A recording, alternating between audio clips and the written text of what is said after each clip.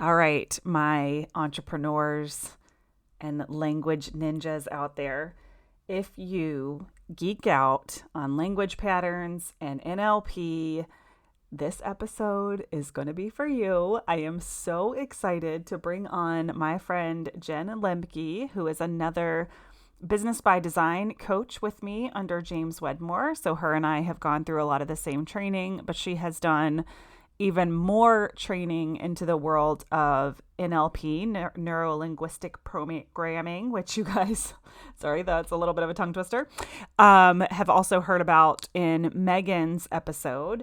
Um, and I just love talking about this, our thoughts, our beliefs, our words that we use in our head and out in the world, and how we can continue to truly improve our lives just in our way of thinking. And in this episode, Jen talks a lot about, kind of who she was before and who she was after. And we have some really good laughs and real life moments of how doing this work has really just changed our way of being and our happiness and our ability to be happy in day-to-day lives. So let me tell you a little bit about Jen Lemke. She is a certified success coach and NLP practitioner specializing in helping female digital business owners rewire their subconscious beliefs and overcome the resistance to taking the real needle moving action that will lead to more income and impact. I love this so much. Let's bring on Jen. Welcome back to the Messy Success Podcast. I'm your host, Elizabeth Henson. This podcast is your space, your corner of the world to be messy, creative, and ambitious as you want to be. I'm incredibly passionate about helping people do what they love and make a living doing it. We all know that is a messy process, but the messy imperfection, the messy success is what makes it all so beautiful. I'm here to help you build community around your brand so that marketing is easy. There's no such thing as a self-made millionaire, in my opinion. We're all in this together.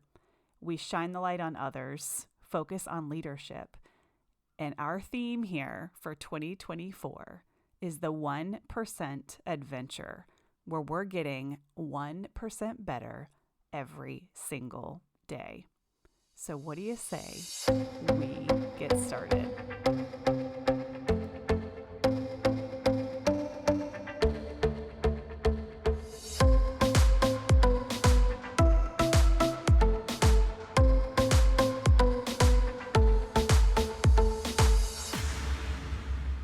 All right. Hey, Jen, I am so freaking excited to have you here today. I feel like I've been wanting to sit down and have coffee with you. So we just get to do it live on the air. So Here's our chance. I know, right? I'm going to dig in. I've read your fancy bio, but tell people who you are and what you do. Well, my name's Jen Lemke. I am an NLP practitioner and success coach, and I help. How do I say this in a condensed way? Because there's a million different ways I could say it. I help female digital business owners turn them into a badass action taking CEO so they can create 5K months on repeat. Oh my gosh, I love it. And so my audience knows a little bit about NLP, but how would you describe how that helps people and kind of what it is? I can go down a rabbit hole so easily. NLP is so insanely fascinating to me because it combines the mindset with the language, with the techniques, and you put all those three things together, and it's like literal magic. It's like pushing an ejector button and everything like pops off. It's the craziest thing. And when I learned about it, I'm sure we'll get to that, but I was always into mindset. And when I learned about NLP, I was like dialed in. I'm like, and I literally still to this day cannot even get enough of it. I absolutely am obsessed with it. Oh my gosh. I know. I'm so obsessed with language patterns, which I know is a little different, but and I think mindset has kind of become this weird fluffy word, right? Everyone just oh, fix your mindset. But I think what NLP and language allows us to do is it's so much more than mindset. It's the power of language that we speak to others and that we speak to ourselves. Can you speak to that a little bit?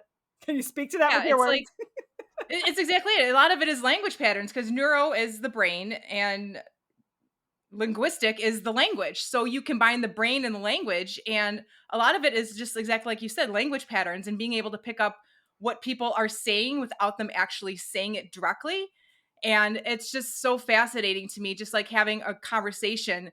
The old me would be dialed into like, what are the problems and all this? And now I'm just like, what is the language pattern that what patterns am I seeing here?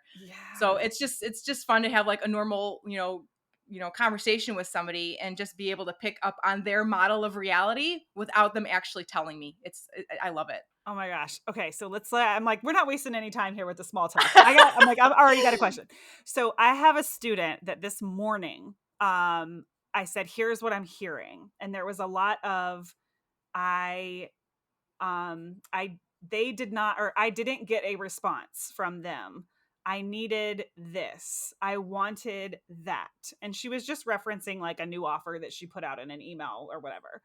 So I was like, okay, here's what I'm hearing is like a lot of I need a lot of result oriented thinking. But what I didn't really know how to do was like how to, I could help her reframe it, but like the why. So, like, as a coach, you and I both have similar training. Like, why did that stand out to me? I need, and how can we flip that script? Well, just from hearing what you're saying and not seeing the actual conversation, I feel like she's in her own way because it's all me, me, me. Mm-hmm. So, what is the outcome she's trying to get to? And how is she talking about that? Like it sounds just it's just me focused. So what if it Yeah. was like somebody else focused? And Yeah. so just simple language patterns like that. It's like I hear somebody say I know that they're in their own way and they're so worried about what they're doing, what they're seeing, what they're believing, what their like their reality, when instead they should be focused on their niche or their client or their perfect, their dream client. That's so interesting. And I feel like a lot of people would say, well, how does that actually make a difference? But the way I had her, change it in her brain was instead of, I didn't get a response, change it to nobody chose to respond to my email. Exactly. Because it's Mhm. almost like that takes us out of the equation. And now it's just facts. Like now it's just no one chose to respond. So what can we do differently versus I didn't get a response? But like, Not only that, I didn't get a response, it's giving away your power. yes, yes. Tell us a little bit about like what it looks like for you in becoming an entrepreneur.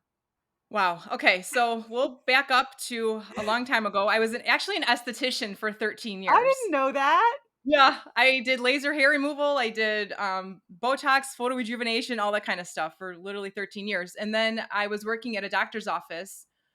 He did treatments for varicose veins. So I was also helping him with varicose vein procedures, where I met my husband actually, but different story, different time. Anyway, so I was also trying to get healthy. So I had joined this online like challenge or whatever.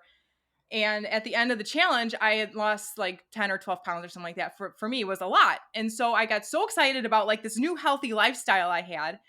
And I signed up to do a network marketing company. Had I known that it was network marketing at the time, I probably would have ran the other way because of what I thought network marketing was. But all I knew was that I wanted to help people and get results like I had just gotten. I just felt phenomenal and everybody needed to feel like me. And so I got my start in network marketing, and within 3 years I built my business up to a full-time income. I was at working at the doctor's office and then doing this side hustle on the side.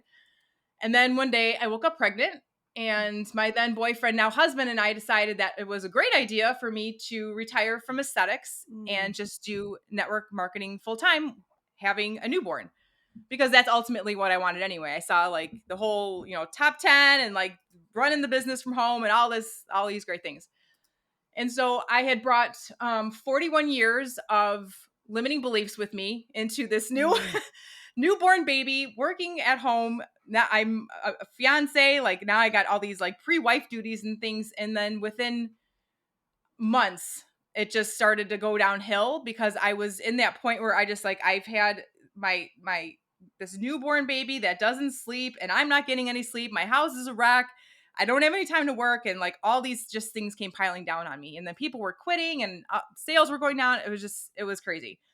So I tried to build that business back up for a couple years. And then one day I just got myself into a place where I'm like, I can't even do this anymore. I need help. And Yeah. so I hired a mindset coach. And what I had figured out from within literally like the first 2 weeks, it's like I saw so many holes in the way that I was thinking. And it's so painfully obvious. You look back at it, no, I'm like, oh my gosh, where it was so sad to see the mindset that I was in at the time. But he said one thing to me. He's like, what do you actually want? And just what blurted out was that I just wanted to help people with their mindset because I had gotten such a huge transformation, a lot like I had gotten that physical transformation from the health and wellness company. Yeah. And I had already, invested in becoming NLP certified, but I had never taken the class because I didn't have time to run my network marketing business and be a mom and a wife. Like, how the heck was I going to have time to do this? And so I committed and I got certified and all that thing. And I decided that I was going to walk away from network marketing and start from the bottom and build up my coaching business. And it's been a couple years and that's how I got my start in online business. It's probably been about 11 years now. Oh my gosh. So Yeah. 11 years since you left being an esthetician or working in Mm-hmm. an 10, esthetician's 11 years. office. Yeah. God, yeah, that's about for me too. I think I left teaching a little less than 11 years ago, but I started my business 11 years ago. And then I did both for like 2 or 3 years and then Yeah. eventually, yeah, quit.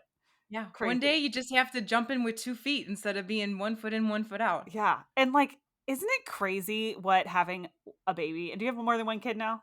No, I only have one. Okay. I'm like, I have 3, but there's nothing like the life change of the one, right? Like one of the girls on my team, Amanda, she's amazing, has just had her first baby. And I'm like, there's nobody can prepare you for how much it changes everything. Everything. And Everything. it's one thing if like you're 25 because you don't have that 20 to 40, like 20 years of like being so selfish and doing your own thing and being in charge of one person and that's you. Yeah.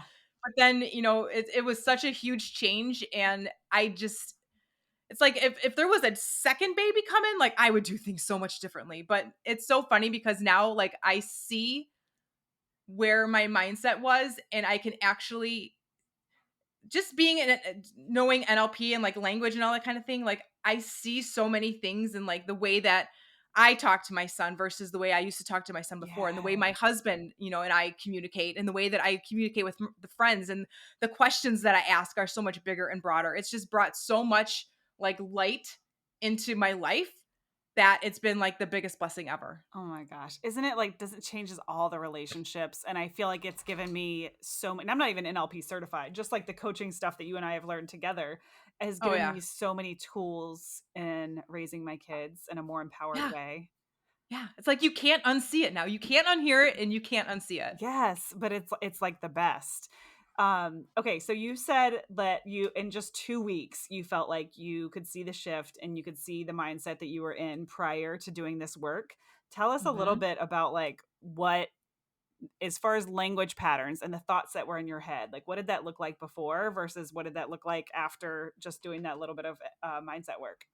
It's like everything was happening to me. Mm, Of course, this isn't going to work out. Why would it work out for somebody like me?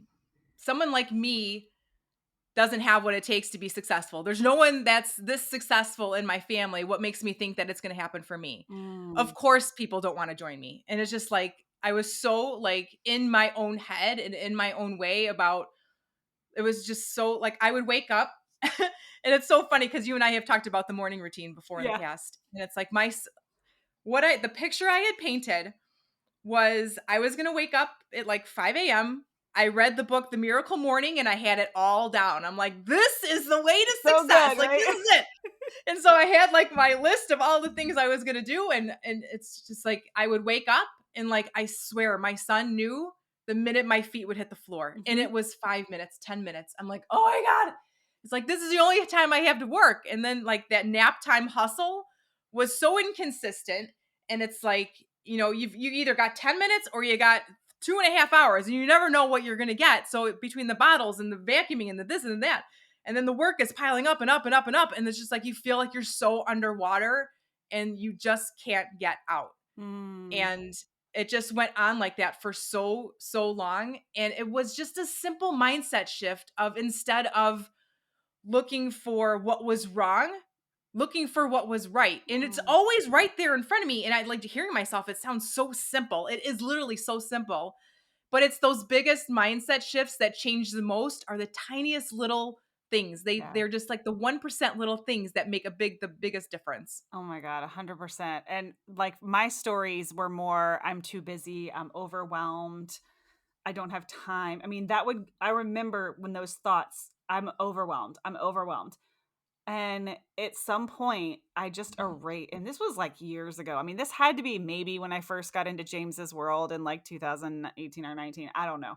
But the word overwhelm was just deleted from my vocabulary. And, I hear women now or people just like, I'm so overwhelmed, I have so much to do.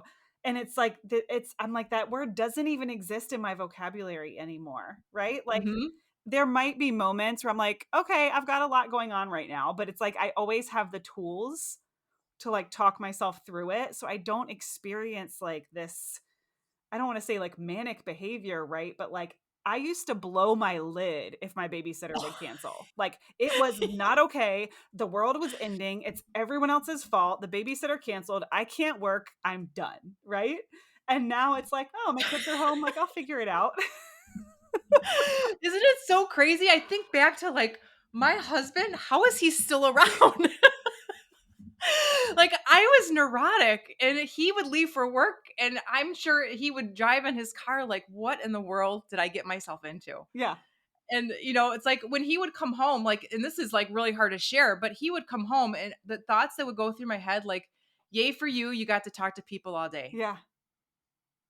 And I'm just like, how friggin' selfish was that? And just, oh my gosh, the patterns and behavior was just absolutely ridiculous. If I can go back and like shake that person and be like, listen, Yeah, it's so much there's so better on much the other more. side.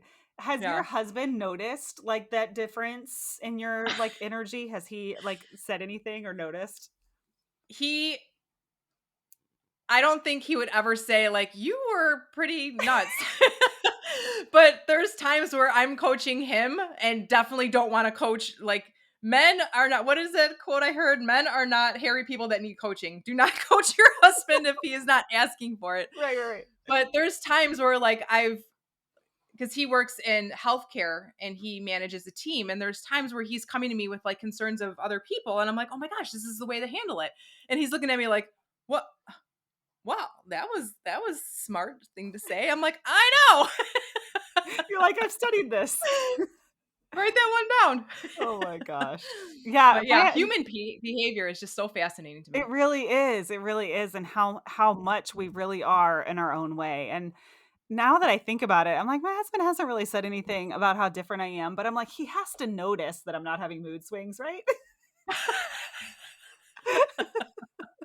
Because I tell people all the time, I'm like, I think one of the biggest differences is like, I feel so much like this sense of being unshakable, right? Like it takes Yes. a lot to really get me like mad or worked up. And then I'm not having these like low lows. It's more just the self awareness of like when I'm in a higher vibration versus like when I'm just going to kind of be normal and watch Netflix. Like I need to be Yeah. normal. Like turn the ambition off, Liz, and go be normal for a Yeah. little bit. You know what? I still, it's like it's like it's not like you or I are somebody that like we don't have problems. Yeah. Because you're going to have problems. It's just that I give myself like a 90-second pity party and then I got to snap out of it because anything longer than that, I'm like I'm wasting my time and I'm focused on what I don't want. Yes. And you just snap yourself out of it and it's so cool just to see the change in thinking. And it's like there's this one time, oh my gosh, there was this lady, my son was playing baseball and I was listening to how she was talking to her 6-year-old.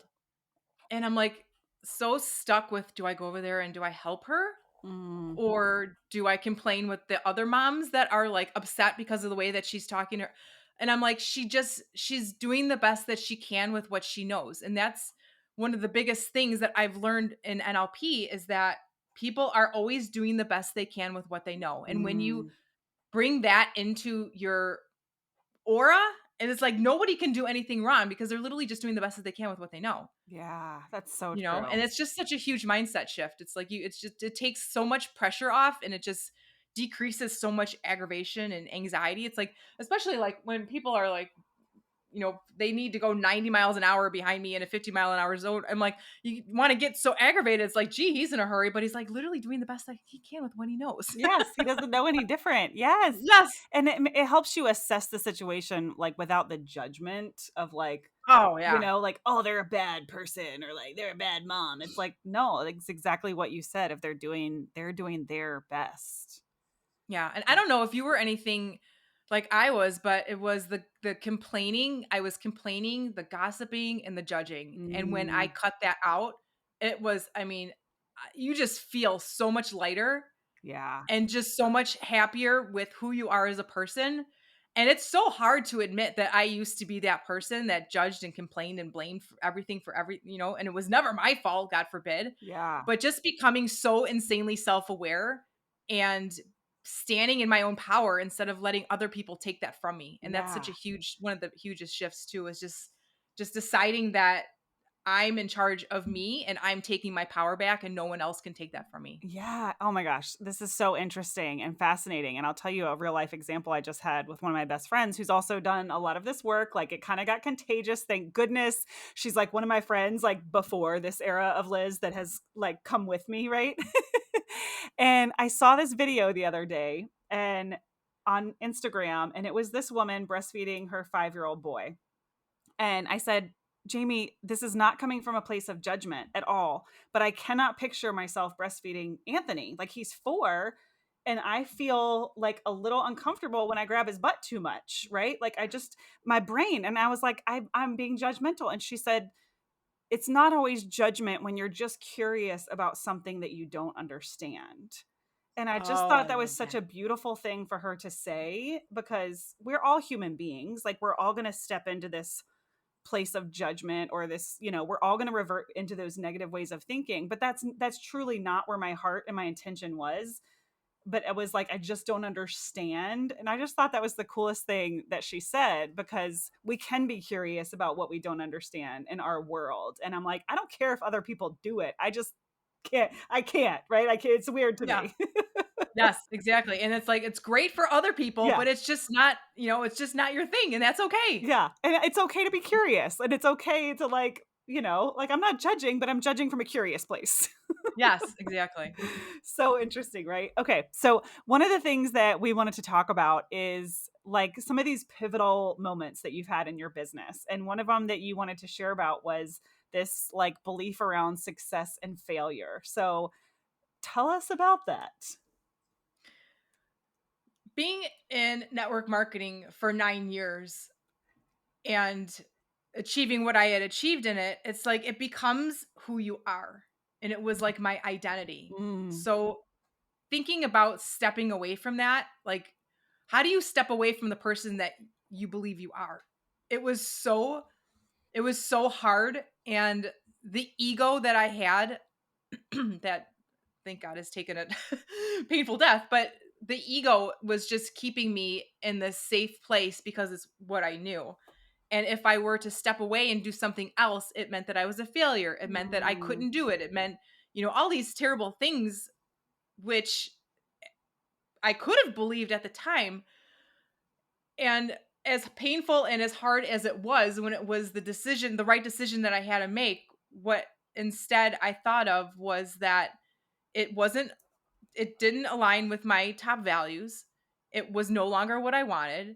And instead, what if it was actually the stepping stone to something bigger and greater? mm, And when I thought about it that way, and it's just like a simple reframe, it's not anything like rocket science or anything like that.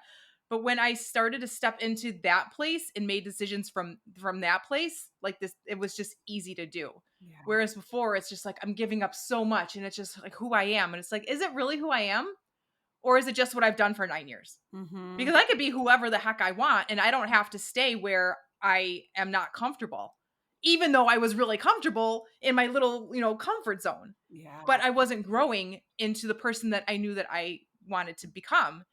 And so having to have that and then starting over from scratch and building, it's just such a hit to the ego.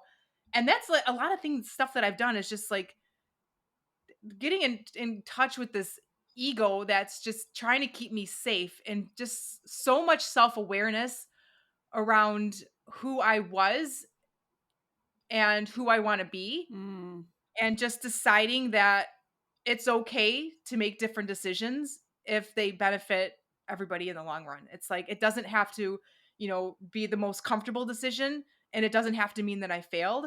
It just means that there's something better for me. And that was just one of the biggest stepping stones. And it's like I don't hate the journey that I was on. It's just because it got me to where I am now. It's yeah. like I would have never met you had I not been there. Yeah. Yeah.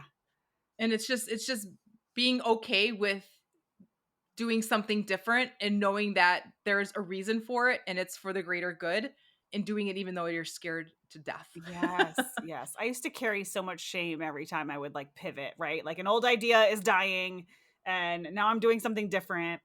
And I used to feel so much shame. And then finally I said, why don't I just put a different word there instead of pivot? Like I'm elevating. Like every Yeah, like, time exactly. we change our mind, we leave a career. I mean, I felt the same thing when I stopped coaching field hockey. This is who I am. This is how everyone knows me. And then it was wedding photography, but I'm so successful. I'm in the magazines. How can I give this up?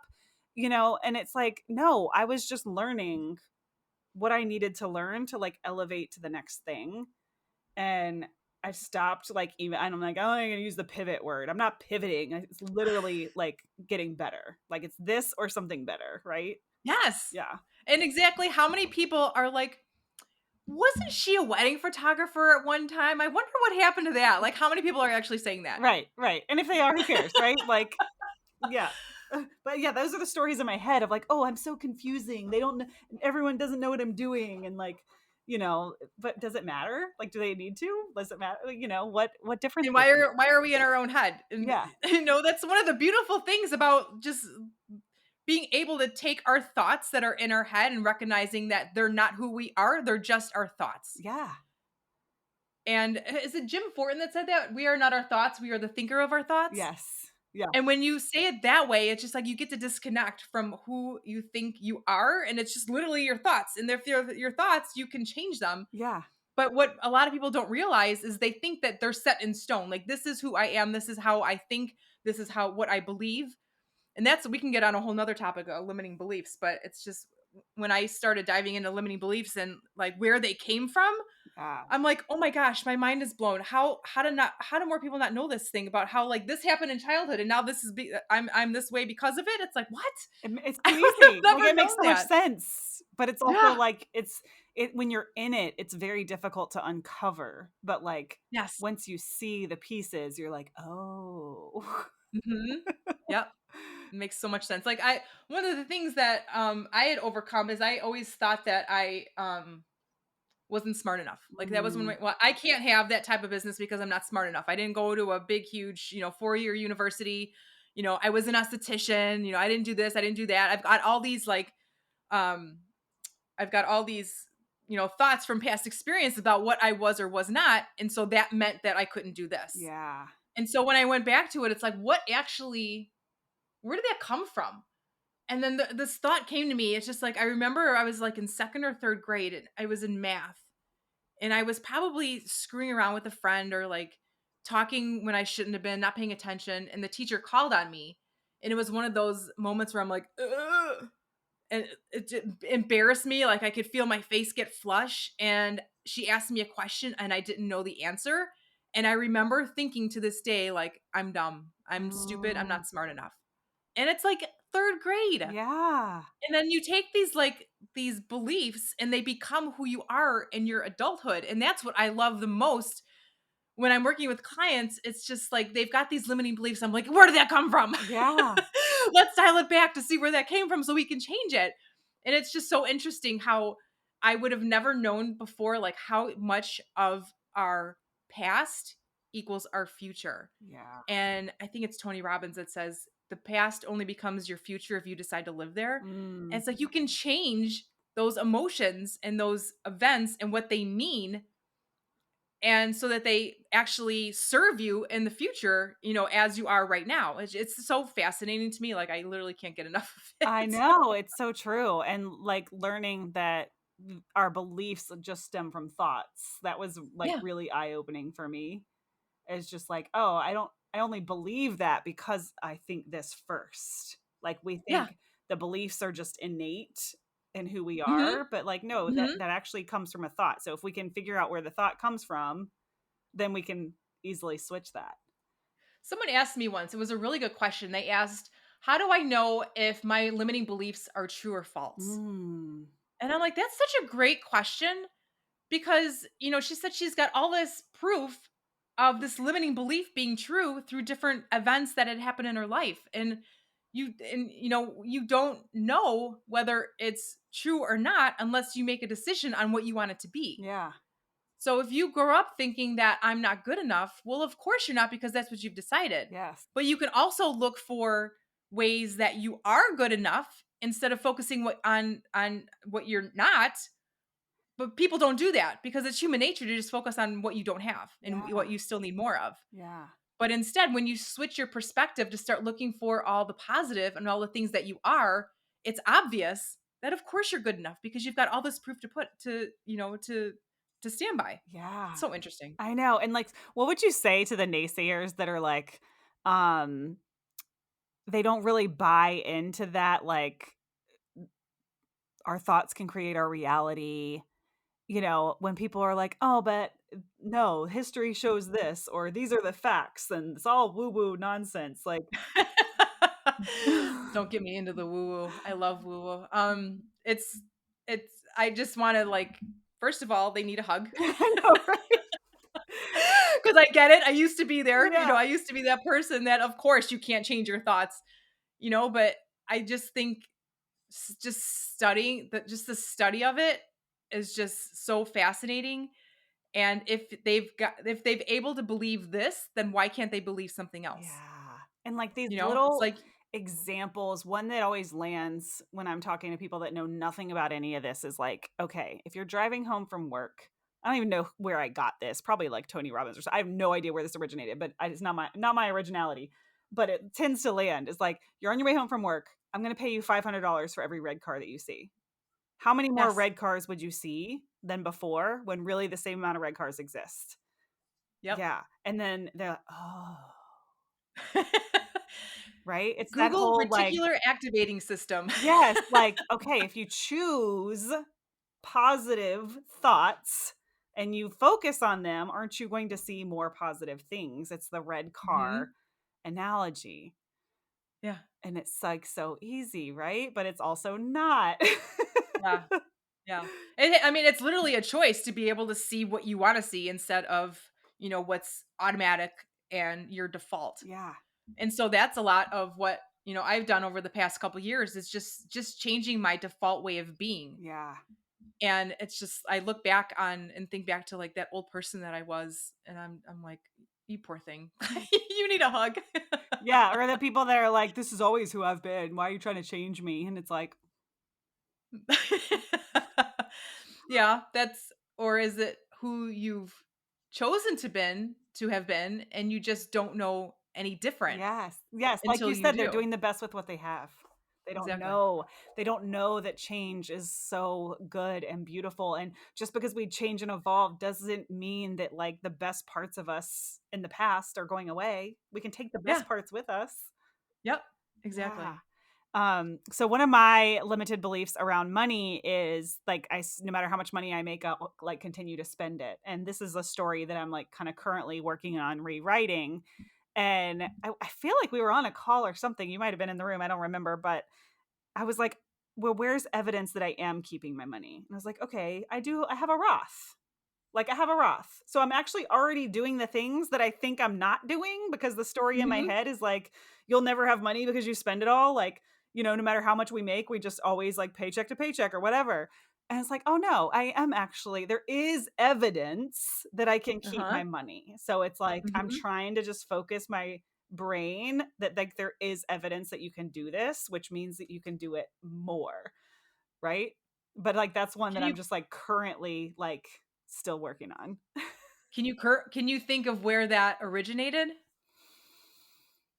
No, I mean, um, Was there a certain event that happened? I feel like it's just like looking at the history of like my money and my spending habits. Mhm. Like, I would not say I'm reckless, but I just always like spend what I have versus being one of those people that like is constantly saving, right? Like I feel like I never have that like visual of like the money just like stacking up. And I do. When I was in my 20s, I had a lot of money in my savings account. But like now it's like it's never just sitting there in my savings account, right? Like it's always everything's got a job. Yes. Yeah. It's always going somewhere. Yeah. Yeah. But We it's should work on that. I know, because I'm like, I feel like I'll never experience like true abundance. Like, does that mean that I have to see it stack up? I have to rewrite that story. And like, no, you're already Mhm. there. You're already Mhm. living in that reality because you do have a Roth, you do have a 529, whatever, right? It's just maybe you desire more. I don't know. Mhm. We should dig into that for sure. I mean, we can. I'm down. I'm down. Um, okay, one of the other things that you wrote, unless you want to, you're welcome to ask me some coaching questions around it. Fix me if you want to fix me. That could get pretty deep real quick. Yeah, I know because I'm trying to think if I have any money stories like growing up. Um, my parents were really pretty good about not necessarily sharing with me like a lack mindset that I can remember, right? It was always, Mhm. oh, maybe I just found it. My mom would always say, "You're it's not that we have a lot of money, your dad's really good at managing his money." Do you think Oh. there's something there? Yeah. And so where okay, so do you remember a specific time? Um, not necessarily. I mean, for some reason, I feel like we might have been out shopping because I usually did shop with my mom, and she was more price conscious than my dad. Mhm. Like she kind of taught me to like look at a shirt and be like, "Do you $30 like it or do you $50 like it?" And that's a really fun game to play for shopping, by the way. I don't think that one did any damage, but I do remember her saying like, "It's not that we have a lot of money; it's just that your dad's really good at managing what we do have." Okay, and how is that a bad thing? I don't think it's a bad thing at all, but I'm wondering if that's where this belief comes that I spend all my money that I have. Mhm. And if you spend all that you have, then what? Then there's like no evidence of me having a lot of money. Is there evidence? A lot of money? My husband would say, Can you hell think no. of Because like in Can my you think of husband's times in mind, the we're always past where you broke. did In my have mind, we're money? always rich, right? So I don't know which reality is true. Oh my gosh. Yeah, we can do some serious go back to a time in history. It could be even generational, Yeah. where there's been it's so interesting about a technique that I use in NLP. It's called time techniques, where you can literally go back to things that happened in the womb, past lives, generational, and because you're not there and you physically remember it doesn't mean you can't change it. And you've Mm, got all this like DNA that comes in through like grandparents and all that thing that could actually physically manifest into who we are as people, and you're able to change that without having to like actually go back to the thing. And that's, especially for like, I don't do any trauma or anything like that, but for people that are dealing with trauma, what's cool about it is that you don't have to sit through, all this, time in therapy. You can actually just go back to that particular time. You don't have to go into it and feel all the emotions of it, but you can just kind of hang out above it and see what you needed to see from a third, perspective. yeah. And you can literally change the beliefs about it and then just make peace with it and then come back to the time of now. And it's like a light switch. It's just like you feel like this energy pop, and it's just like a flood of emotions as you change the belief itself. It's We've oh my god, talked I love about it. that before, and I actually wanted to have you do that with me over this. I'm like getting super weird on my podcast here, but like I'm like, I think there's Let's like go this there. vision almost that like pops up. It popped up a lot when I was a child, and it started to come back. Like now that I've been just in this like self-awareness space, that I think is very possible that it's from the womb. And it's like, I want you to take me back there so we can figure this out. We don't have to do it right now because I'm like starting to sweat thinking about my family, like listening to all this. Like, oh God, they're going to think I'm so weirder than I already am. But I do think that's fascinating. What kind of, is this all in NLP training, or is this more hypnotherapy when you talk about these timelines and like going back? Can you just educate us on that a little bit? Yeah, that's NLP training. Hypnotherapy is like a completely different, ball of wax, but it's just made up a bunch of different techniques to be able to change different things that happened in the past without having to go revisit the event itself. Yeah.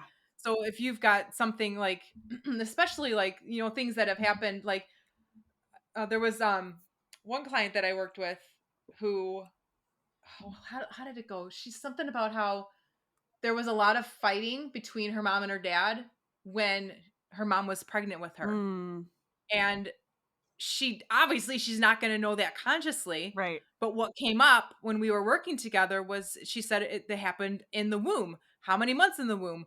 3 months in the womb. So when she was 3 months in the womb, there was this argumentation or whatever happening between her mom and her dad, and she was able to change the meaning of that even though she wasn't there. Yeah. It's crazy. Oh my gosh, that is crazy. So what I'm going to Yeah. offer to anybody listening is like, if you're curious about this, like message us, and I am totally open to like doing this with Jen, with like people watching or listening, just not today on the podcast because we're already at 40 minutes, people. But I am definitely open to that. So if you guys are listening and you're curious and you're like me and you're like, I want to learn more, reach out to us and we can make that happen. If you're open to it, Jen. Yeah, for sure. And you mentioned hypnotherapy. It's like one of the things that when I started learning about hypnotherapy, I'm like, okay, it's witchcraft, it's mind control, and I'm going to bark like a dog on stage. And I was like not here for it at all when I was learning about it. But to be totally honest, it's like it's still used. It's used all the time. Yeah. And just a couple of weeks ago, my trainer had used it on himself, self-hypnosis, when he got a tooth extraction. Like way back in the 1900s, like it was used for anesthesia because they did before they had anesthesia. It was Right. hypnotherapy. Oh my gosh. I mean, that's just such a quick and easy way to be able to change the root cause of beliefs and just change not only just the beliefs, but taking on what you actually want to believe and having it change at the subconscious level. And Mm. we can get into a whole like you talk about subconscious mind, like it's we're gonna go down a rabbit hole real quick. Oh, but it's fascinating though, and I love, Oh my like, gosh. to me, my when I'm learning about it, it's like I get really excited about this mix of, like, there is science-based evidence, right? Like, we Hmm. hear all the time about hypnosis and people quitting smoking or losing weight, like, there's evidence of this to be true, and there's science to back it up, but it's like Hmm. but you also have to kind of, like, believe in it in your way of being, right? It's like Yeah. mixing the 2, I find to be just like the coolest like way to learn, and that's why I love NLP, because it's like it's neuroscience but it's also Uh-huh. like language. Yeah. And it's like with hypnotherapy, it's like, of course, it's not going to work if you don't believe in it. So when I'm working with a client, like we have to talk about like what it is and what it isn't. And that's like where we start first, because most people think that it's like some weird stuff that you do on a stage. And sure, there's a time and a place for stage hypnosis, like for entertainment. But when it comes to like therapeutic hypnosis for like changing your beliefs, it's like there literally is, it's just such a fast technique to use and it works so well. I mean, literally quitting smoking and like losing weight, like you can achieve all that stuff just with, listening to, hypnosis or being hypnotized. It's Yeah. so cool. Have you And used hypnosis to like change any of your beliefs? I do. Yes, and there's what I've learned is like first thing when I wake up in the morning or before I go to bed at night, and you've probably heard this too, it's like your mind is do you want me to explain this? I don't know if No, explain it, 'cause I'm here how for much it, time 'cause we I'm have. like, I've Okay. never been hypnotized, that I know of. Uh, Well, actually, you're hypnotized anytime you watch TV, anytime you read a book, because you're okay. zoned in. You just don't realize you're being hypnotized. So Ah. things could be happening in another room and you can hear it consciously, but you're not paying attention to it because you're watching TV. Okay. So you're hypnotized all day long. We just don't realize So it. it almost, let's change the meaning of it then, or whatever. I don't know what I thought it meant before, but let's say it basically means that 110% of your attention is going into one area. It's like things could be happening and around you, and you're not consciously aware of it because you're zoned in on something Okay. else. Like you're fully Yeah. present into that, whatever else. Yep. Okay. Yep. So Yeah. hypnosis is And being so fully present to the point of you hear nothing else around you. yeah, people are hypnotized all the time with like TV commercials, and like politics and Oh my all that God. stuff. It's Instagram like it reels or happens whatever. My husband's like, all day long. hello. I'm like, I didn't hear a But word it's you just said. I'm sorry. That's okay. But what's cool about it is that you've got your I'll go into like a short little thing. You've got your conscious mind, which is what you're consciously aware of. It's like how I'm talking to you, how I'm paying attention. Then you've got your unconscious mind, which are the patterns, thoughts, and behaviors that are running on autopilot in the back of your mind. And then you've got in the middle of it is something called your critical factor. And it acts like a wall that separates your conscious mind from your unconscious mind. So when like for instance affirmations, I'm like so not into affirmations and when I heard about this I'm like that's why affirmations don't work. Like you can write I'm wealthy, I'm wealthy, I'm wealthy on a piece of paper for 500 pages and like your conscious mind is like have you checked your bank account, you are certainly not wealthy. Yeah. It's like that affirmation goes right out the window. It's like I spent so much time journaling about the things that I wanted to believe or like shouting things in the mirror or like putting post-it notes to believe things all over the house and it's like nothing really changed.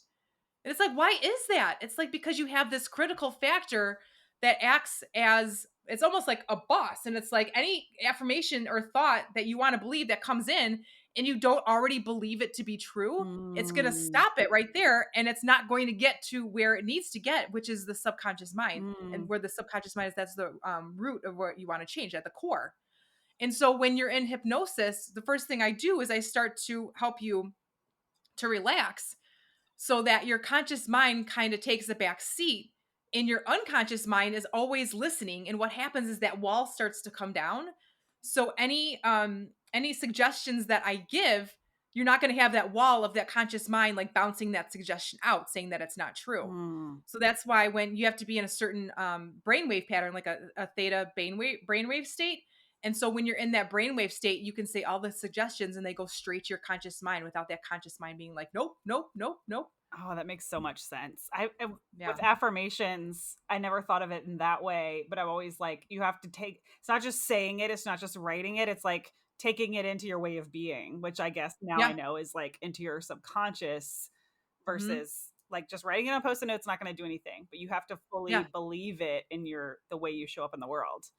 Yeah. Yeah. So like a good time to do hypnosis, you could do it anytime during the day if you've got someone that's, helping you relax. But a good time is first thing in the morning or right before you go to bed because that's when your conscious mind is still real sleepy and Mm. you don't have that full critical factor that's standing like at the guard of the gate and saying, yes, you can come in. No, you can't come in. So that's when like you asked about have I been able to do hypnosis for myself? It's like, yeah, self-hypnosis I'll do. Like I've got a brain priming audio I can actually tell you about, which I listen to in the morning. And it's like right when your 2 feet get out of bed, before you have any time to think about anything else, I'll throw earbuds in and it'll be, saying affirmations. And when you do it that way, that critical factor is still not awake. And Mm. that's when the suggestions have a better chance of getting into your mind subconsciously. And same thing at nighttime too. So interesting. So I have like what I call a witching hour, like 3 to 5 in the morning, a lot. Not all the time. It's usually like, I've noticed a lot of times it depends on my cycle and like what's happening energetically. But I get these really clear like thoughts and downloads and like lucid thoughts from that 3 to 5 a.m. window, but it feels very different than like I'm just having creative energy during the day. And I wonder, like you said, if it doesn't have anything to do with the guards are not keeping certain information out, like everything's allowed to come in. Yeah. That I'm not sure, but have you ever written that down? Like what are the thoughts that you think at that particular time?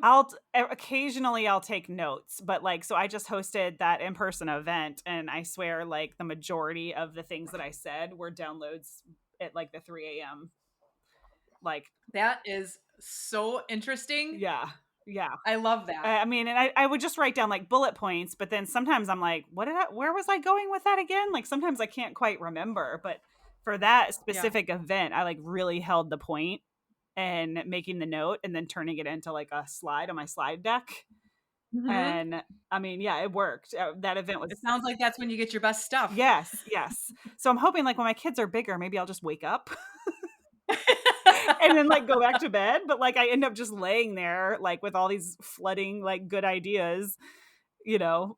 Oh my gosh. That's when you need a good journal beside your bed so you can write them all down Yes. and capture Yes, them. exactly. Oh my gosh, it's so wild. I know a lot of like creative people like have that. I've seen this really interesting chart on like people, different types of creative people and when they get their best energy. And I Uh-huh. think like it's like Albert Einstein or Leonardo da Vinci, like some I don't know, some of those people like had the same kind of like windows as I did. And I'm like, oh, I'm not the only crazy person that's like up at Yeah. 3 a.m. with like ideas. And I feel like I get better or not shouldn't say better, but more ideas that I wanna implement depending upon the time of the month. Mm-hmm. Like there things seem so much easier like during like the first week than like on the third week. Yes. And it's just the ideas and all that stuff come. And what I love too is just like getting away from like the office, the desk, and like all this stuff and just like going for a walk. And you get so many ideas there. And like the shower ideas are Yes. also so good. Shower ideas, It's like, driving ideas. Yes, uh-huh. 100%.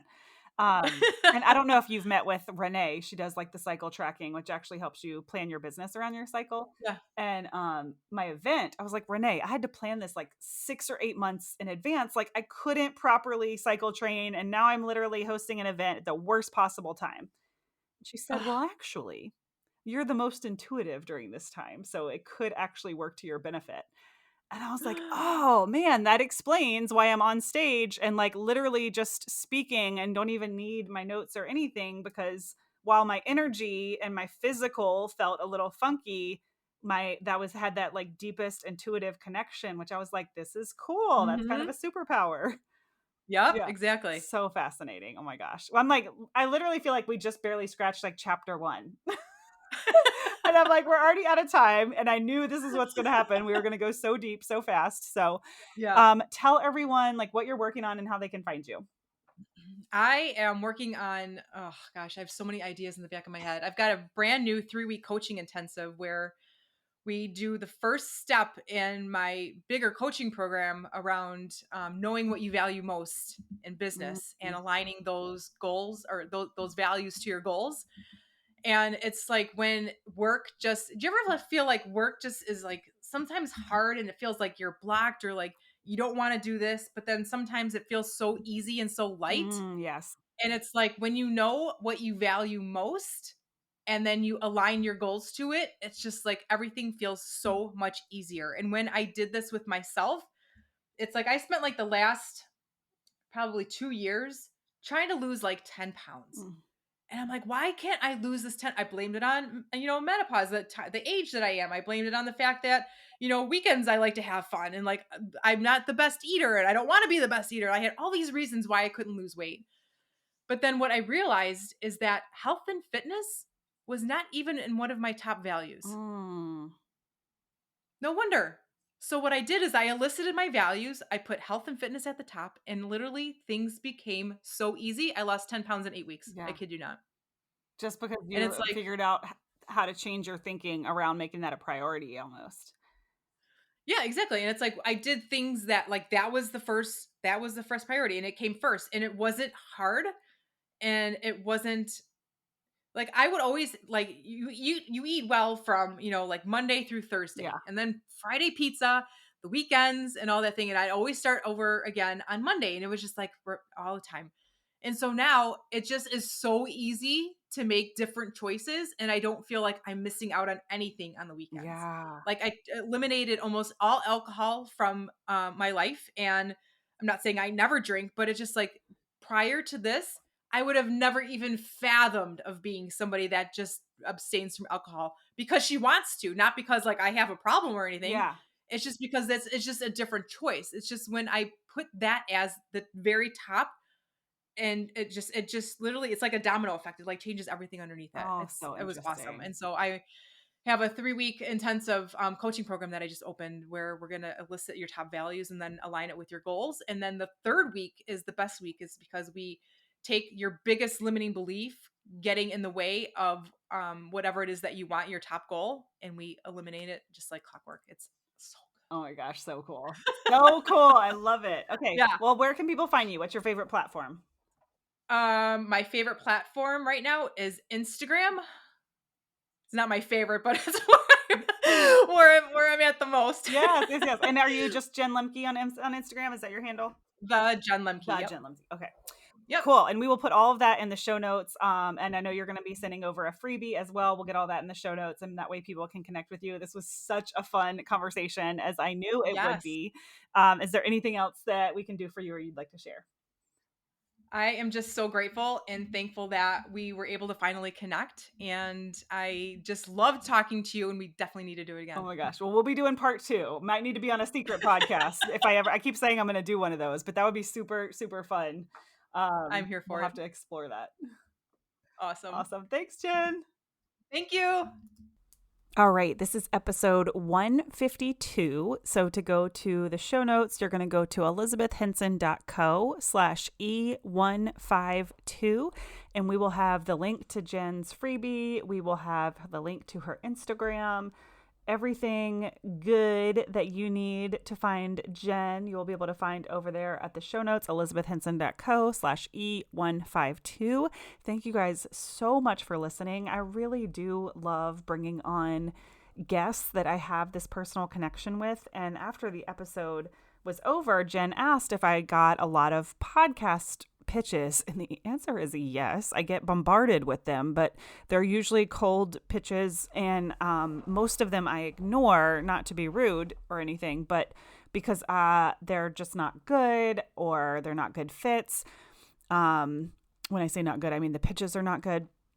And I really just enjoy this like personal connection piece of being able to share how I'm connected to somebody, how we ended up scheduling the podcast. I just really enjoy that piece of sharing my wonderful people and community with you guys who are listening. So Jen is wonderful. She's an incredible coach. I look forward to connecting with her in the future, and I hope that you guys will too.